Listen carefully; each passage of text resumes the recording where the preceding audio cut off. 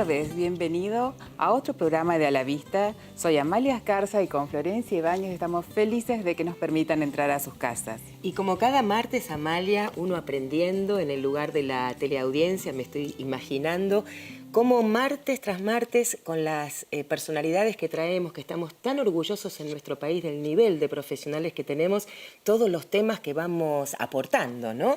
Así es, y tenemos muchísimas consultas de la audiencia que la mandan al Instagram. Acuérdense, cualquier pregunta que quieran hacer, @doctora Amalia Escarza. Y hoy empezamos con un invitado de lujo, Florencia. Ay, sí, ya quiero empezar, ¿vamos? Vamos.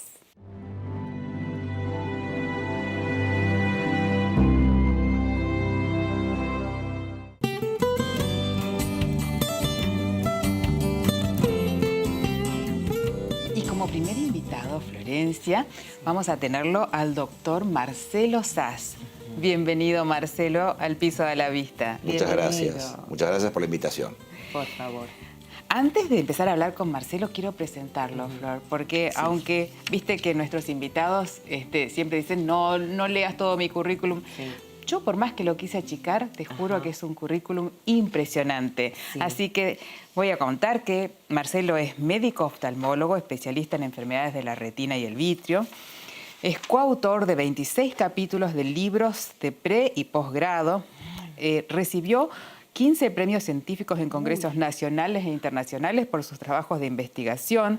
Es profesor adjunto de oftalmología de la Universidad de Buenos Aires, jefe de la sección retina del Hospital de Clínicas de la Universidad de Buenos Aires, miembro del Comité Ejecutivo de la Sociedad Argentina de Retina y Vitrio, miembro de la Comisión Directiva de la Sociedad Argentina de Oftalmología de nuestra sociedad, es miembro del panel de asesores de la Sociedad Panamericana de Oftalmología en representación de la SAO y es un excelente colega y mejor amigo. Así que bienvenido, Marcelo, nuevamente. Muchas gracias y es un placer estar con ustedes. Qué lindo. Vamos a hablar de la retinopatía diabética, ¿no? ¿Qué es la retinopatía diabética? Es una enfermedad ocular que constituye la segunda causa en el mundo de ceguera evitable. Ah, es evitable. Es decir, que es una enfermedad que afecta a la retina, que es un tejido que tapiza el ojo como si fuera un empapelado de una habitación y forma el cable, que es el nervio óptico, y que se enferma por el aumento crónico del azúcar. La diabetes es una enfermedad general que afecta a varios órganos, entre ellos al ojo, y especialmente e inicialmente a la retina, dando esta enfermedad que se llama retinopatía diabética. Qué bárbaro. Es cierto. Y los síntomas, claro, ¿no? ¿cómo se dan cuenta nuestros televidentes que pueden padecer una retinopatía diabética? Lo más importante que hay que entender es que todo paciente que sabe que es diabético y que se trata con insulina o con pastillas, debe tener un oftalmólogo de cabecera e ir al control periódico, tenga síntomas o no tenga síntomas. Porque los síntomas pueden ser nada, no sentir nada, hasta una pérdida brusca de la visión cuando se levanta, por ejemplo, de dormir y pierde, doctor, no veo del ojo izquierdo. Ay, Dios mío. O sea que puede ser un síntoma agudo, un síntoma inexistente o un síntoma solapado que lentamente va quitando calidad y cantidad de la visión. ¿Y los estudios que se realizan son dolorosos? ¿Cómo son esos estudios? La visita al oftalmólogo es una visita que debe hacerse en el caso del paciente diabético y no duele absolutamente nada. El oftalmólogo no pincha, no raspa nada. Hay gotas anestésicas. Es una consulta de rutina que exige del paciente diabético la toma de la agudeza visual, es decir, cuánto el paciente ve, la toma de la presión intraocular y luego colocar gotas, que son gotas para dilatar la pupila, para ver el fondo de ojo. Y ahí está el núcleo de la enfermedad, en la cual el oftalmólogo decide en qué estadio de la enfermedad está la retinopatía diabética. Es cierto, sí. Y ahora la tecnología avanzó mucho y hay unos estudios que no son para nada largos ni dolorosos. Ahora nos va a comentar el doctor, y muy efectivos, ¿no? Para detectar patología incluso antes que el paciente se dé cuenta. Totalmente. Hay tecnología, así como el celular ha cambiado y la computadora ha cambiado. Tenemos máquinas diagnósticas totalmente indoloras, totalmente a veces sin colocar gotas, que permiten observar la retina en toda su panoramia. Qué bien, Entonces el examen es maravilla. mucho más fácil y además de eso uno puede compartir con el paciente, Claro. con el familiar del paciente, con un colega que nos deriva un paciente del interior o del exterior, ya están llamando esto telemedicina, Exacto. compartir imágenes, que antes era prácticamente inviable. Hoy tenemos tecnología muy desarrollada para hacer un examen precoz de la enfermedad. Sí. Y nos permite también comparar, ¿no? Ver cómo ha empeorado, se ha mantenido o ha mejorado. Así es. Claro. Porque hay que entender una cosa muy importante, que la retinopatía diabética está en relación directa con la duración de la enfermedad. Ah. Cuanto más tiempo un paciente sabe que es diabético, estamos en 2019, el diabético es diabético del año 2001, sabe que tiene 18 años de enfermedad encima. Y de acuerdo, como siempre uno le pregunta al paciente, ¿cuál es su boletín? Claro. ¿Qué nota se pone usted Sí, como paciente? claro. ¿Hace sus controles? ¿Va a su diabetólogo? ¿Va a su médico clínico? ¿Va a su oftalmólogo? Y ahí empieza uno a hacer el diagnóstico precoz o tardío de la enfermedad. Y si alguien que no sé, en este momento nos está mirando tiene esta problemática, ¿cómo podemos ayudarlo a, por lo menos, no digo a prevenir, pero por lo menos para que no empeore o no avance más la enfermedad? ¿Se puede hacer algo casero, algo que uno haga? Siempre decimos que la medicina es un acto humano. Un acto humano significa un acto comunicacional en la cual el médico le explica y lo instruye al paciente y a su familia, en el caso del diabético es central, Claro. para que el diabético haga los deberes.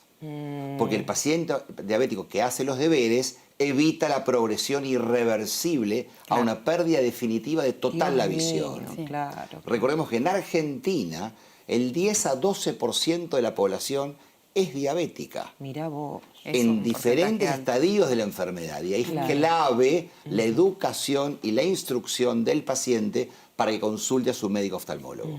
Claro, y es una enfermedad interdisciplinaria, es decir, no solamente tiene que consultar al oftalmólogo, Claro. sino, como bien dijo Marcelo, al diabetólogo, no tiene que hacer una vida sedentaria, tiene que hacer dieta, tiene que caminar, eso es hacer los deberes, ¿no? Claro, eso es claro, entonces, fundamental. como enfermedad, como dice Amalia, interdisciplinaria. Claro. Médico diabetólogo, médico clínico, familia y paciente son las 4 patas de la... Eso siempre decimos, es un equipo de trabajo. Claro, Así es. claro. Si uno se suelta de la mesa, nos caemos todos. Y el oftalmólogo cuida, como siempre dice una metáfora, el camarote del barco, que es el ojito. Si el paciente del barco, que es su cuerpo, su enfermedad, no la cuida, el ojo se pierde. Porque el barco se hunde con el ojo adentro y ahí perdemos ojos con ceguera evitable y ahí está Qué lástima. fundamentalmente la prevención de la enfermedad. Claro, hablando de esto de prevención, que nos gusta tanto, doctor, en nuestro programa, hacer hincapié en eso, para que nuestra teleaudiencia, que llega a todo el país, o a países hermanos también, la importancia de los estudios y de la familia, la contención. Es fundamental que uno acompañe y diga, porque a lo mejor el que está enfermo está decaído, hay que acompañarlo, alentarlo, hay tantos lugares donde se pueden hacer estudios, acompañarlo a caminar, si es que el deportólogo le dice tenés que caminar, Sí, es hacer cierto. un trabajo de familia, ¿no? Eso es clave porque esto es una enfermedad que es asintomática, no duele nada. El ojo no duele, el riñón, que es otro neuromarco, no duele, el corazón no duele, el sistema nervioso no duele, los nervios periféricos no le duele al paciente. Claro. Y muchas veces el paciente, a veces uno lo ve en la práctica médica, toma conciencia de que la enfermedad está muy avanzada cuando puede poner en riesgo su visión. Claro. Doctor, ¿puedo perder la visión? No le importa la cuestión de la nefropatía, que es el riñón diabético, Sí, claro. la cardiopatía, la neuropatía. El paciente convive con eso, porque no duele nada. Hasta que no puede leer el diario, no prueba registro o no ve la tele. Ay, Dios mío, Ahí se claro. asusta. Y ahí dijimos, hizo los deberes y hace 6 años que no hago los Ay, deberes. Dios mío, Y ahí claro. empezó el tratamiento. Claro, claro. Qué fantástico. Sí, Amalia. y Marcelo, al ser el jefe de la sección retina del Hospital de Clínicas, también tiene mucha experiencia en lo que es trauma ocular y trauma de retina. Marcelo, contanos, ¿son muchos los pacientes que ven ustedes con cuerpos extraños en la retina, sobre todo por trabajo, ¿no? Eso es un tema central de lo que es la vida cotidiana, ¿no? El trauma ocular constituye en el mundo la primer causa de ceguera monoocular. Cuando uno ve un paciente de edad media de la vida, habitualmente accidentes laborales, Ay, Dios. o un niño, 4 a 10 a 12 años, escuela primaria, que de un ojo no ve nada y lo tiene perdido, en la mayoría son traumas oculares. Pobrecito. Infantiles, escolares, peleas, o el adulto en el deporte, También. o en el trabajo, Claro. o accidental, o con hoy tenemos la violencia de género. Sí, Hay la 20 Navidad. motivos, Sí, claro. los palos, fuegos artificiales, el deporte, las pelotazos, y el ojo es, como siempre decimos, una especie de plastilina que puede comprimirse, pero cuando se golpea mucho es como un auto que choca a 200 por hora. Se lastima todo por dentro y a veces puede generar una pérdida definitiva de la visión. Claro, Sí, hay sí, que sí. cuidarlo Hasta tanto. pérdida del órgano muchas veces. Muchas también. veces, y ahí es clave, como siempre decimos con Amalia, la primer consulta. Cuando uno se golpea el ojo, hay dos grandes grupos de golpes. El trauma ojo cerrado, por ejemplo, en pelotazo. Claro. Juego a la pelota, juego al fútbol, pelotazo. No me pasa nada, veo bien, no siento nada, el ojo lo tengo blanco. No voy mañana a consultar. Grave error. O el trauma ojo penetrante, que es cuando el ojo se corta. Ejemplo, un vidrio, un palo. Claro. Los chicos en la plaza, Ay, en una la rama. playa, una rama. Claro. Ni que hablar de un accidente automovilístico, en la cual la consulta primaria, el primer oftalmólogo que ve al paciente marca el pronóstico. Pues siempre decimos, el trauma es a ojo cerrado o a ojo abierto. Claro. Pues si es a ojo cerrado, hay ciertas reglas que el oftalmólogo hace como un checklist de lo que debe hacer. Y a ojo abierto también hay un checklist. Pero es clave que el paciente consulte en agudo. Sí. Sienta dolor, no sienta dolor, vea mal o vea bien. La consulta médica es clave. Qué bien. Sí, por eso todos los grandes equipos de fútbol, de rugby, siempre tienen un oftalmólogo en el equipo. Ah, Porque claro. cuando hay algún trauma durante el partido, el jugador sale, se le mira el fondo de ojo, Mirá. no hace falta dilatarlo con gotas para mirarlo, y se sabe si puede volver o no a jugar. Mirá Yo tuve vos. la oportunidad de estar con los Jaguares y con los Pumas muchas veces, Mirá. y eso es fundamental. Y es fundamental el coach que tienen que respete todas esas cosas, Claro, ¿no? cómo Total. aprendemos y qué bueno que existan ustedes, que les gusta tanto estudiar esto, porque de verdad nos ayudan a nosotros, que son profesiones las de ustedes muy especiales y les tiene que gustar mucho realmente, así que gracias. Es una vocación. Una ¿no? Es una vocación humana. Así Sí, es. pero no solamente él como profesional en lo que es atención a los pacientes, sino que Marcelo es un excelente docente. Ajá.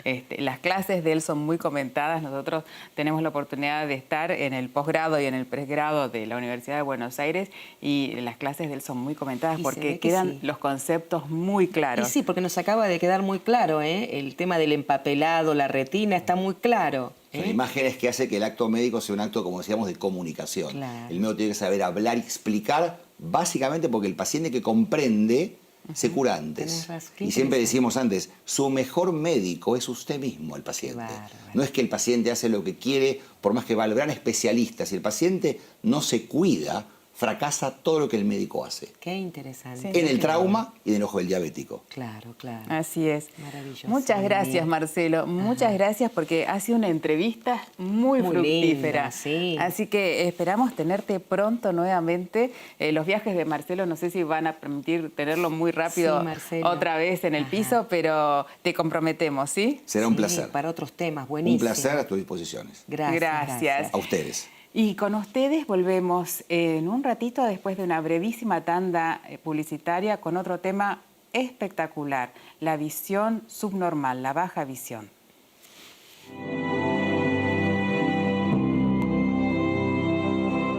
Bienvenidos a este segundo bloque de A la Vista, donde vamos a hablar de un tema muy interesante, la baja visión. Y para eso tenemos con nosotros a la doctora María Verónica López Fernández. Muchas gracias, Vero, por estar con nosotros. No, muchas gracias a ustedes por la invitación. Bienvenida, Verónica.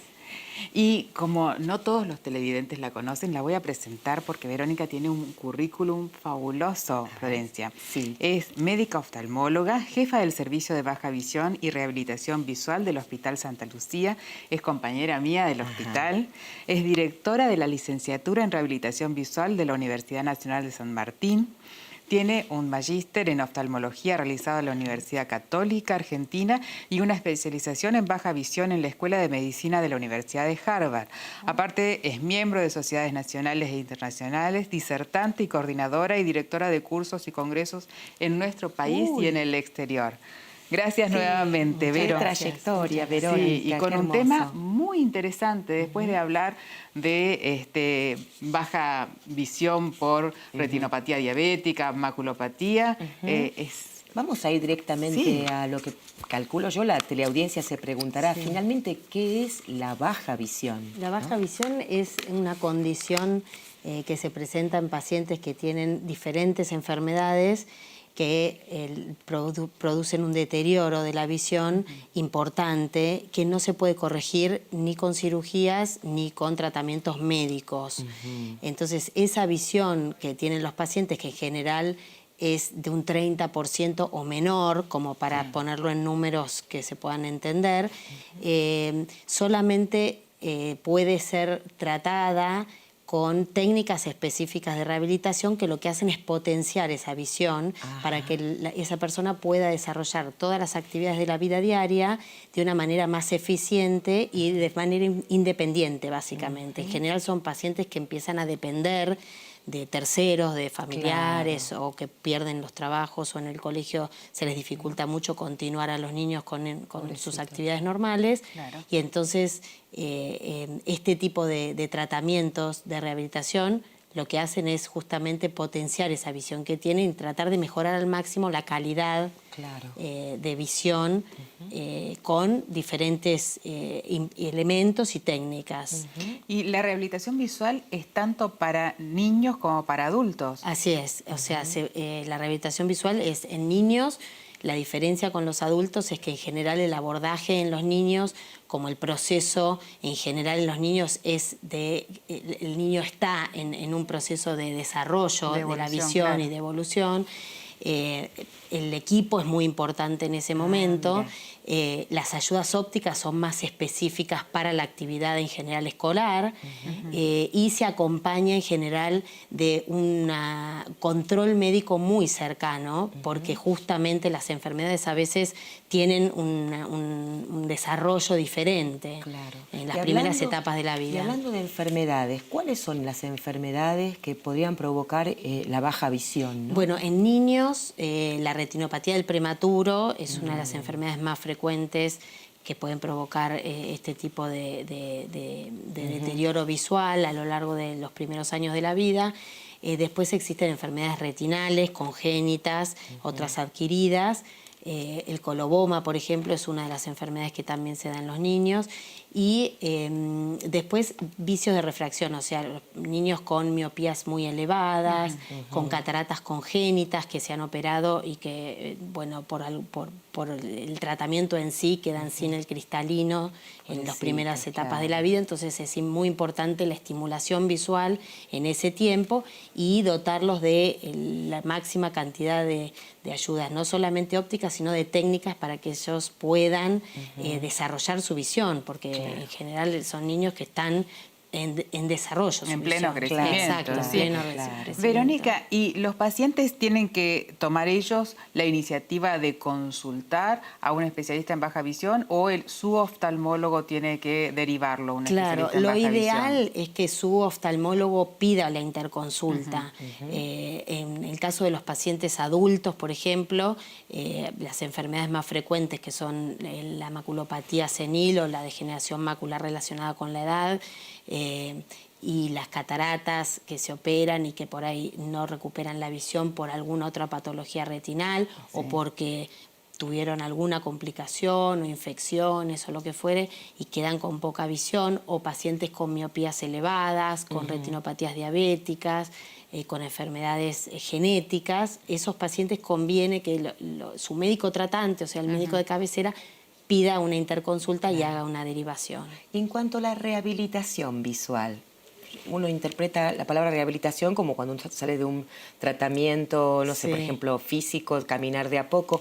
¿En qué consiste una rehabilitación visual? ¿Cómo es el tratamiento? Los pacientes cuando llegan se les hace una evaluación de la visión funcional, se llama. O sea, uno toma los parámetros que normalmente los oftalmólogos nosotros tomamos, de agudeza visual, del campo visual, que son algunos parámetros básicos, y después se evalúan algunas otras condiciones como la visión de los colores o el contraste, y eso es lo que se toma en cuenta para potenciar la calidad de la visión.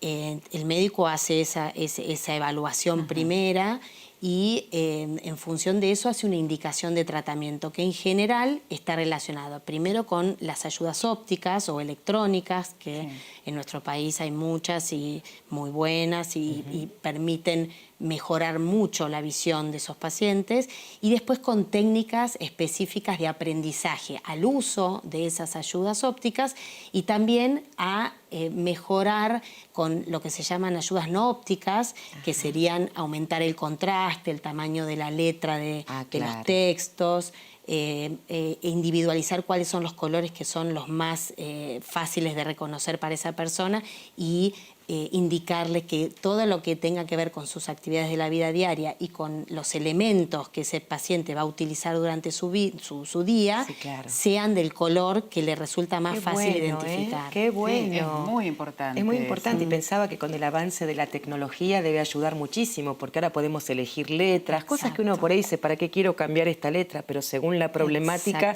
elegís distintas, ¿no? Exacto. Así es. Y Verónica, la maculopatía, que es una enfermedad que tanto asusta al paciente que la tiene, porque siempre tienen el cuco de voy a quedar ciego por esto, aunque sabemos que no, que es autolimitada. Con una buena rehabilitación, con una buena reeducación, ¿puede llegar a aumentar la velocidad de lectura de un paciente, por ejemplo? Claro, ese es uno de los motivos de consulta más frecuentes, o sea, la lectura. Entonces, con técnicas lo que se mejora muchísimo es, primero, porque se le pueden dar, digamos, anteojos de mayor poder que los convencionales. Y se les enseña cómo tienen que leer, cómo posar los ojos, cómo no perder la línea cuando tienen que volver a releer en el texto un renglón y el siguiente. Y se les explica qué es el texto más sencillo que ellos van a poder reconocer. Y en función de eso los pacientes seleccionan y utilizan, por ejemplo, la iluminación, que normalmente uno utiliza una iluminación general. Bueno, en el caso de los pacientes con baja visión se les indica que específicamente tienen que usar una iluminación puntual. Y todo eso junto con un entrenamiento que nosotros le damos, que son ejercicios de lectura específicos, mejoran muchísimo la velocidad de lectura y también la comprensión del texto, porque la lectura, cuando uno pierde esa velocidad de lectura, pierde también el hilo conductor de la idea y pierde el interés porque, digamos, de alguna manera se pierde a veces la comprensión del texto. Por supuesto, cuando no ves bien no te dan ganas de leer. Sí, y nosotros vemos un cambio importante en la calidad de vida, básicamente, de las personas que atraviesan un proceso de rehabilitación. ¡Qué maravilla! Puedo decirles la verdad, no me imaginaba que existía como si fuera, ¿cómo se dice? Un departamento. Es una subespecialidad. No me imaginaba para nada. Es decir, que para una persona, lo máximo que yo me imaginaba era que con el ojo perezoso lo haces trabajar. Pero veo que hay todo un mundo, un universo sobre la baja visión. O sea que uno no está solo, tenés miles de herramientas dadas por ustedes para mejorar la calidad de vida, ¿no? Sí, y básicamente la independencia de personas que es fundamental porque a veces este tipo de enfermedades condicionan mucho y modifican mucho. Claro, los limita a poder vivir solos o no. Gente que a lo mejor está muy bien en otros aspectos, pero que para tomar un medicamento o ver la fecha de vencimiento de un alimento necesitan de otra persona. Exacto, y no solamente, digamos, es muy beneficioso para el paciente, sino que también para su entorno familiar, que de alguna manera se reconocen en un proceso complicado cuando algo de esto sucede a un ser querido y verlo que puede recuperar las actividades en forma exitosa e independiente y con una autoestima que se va modificando a lo largo del proceso de rehabilitación, también es muy alentador. Excelente. Pensaba en la iluminación, esas cosas que uno las da por...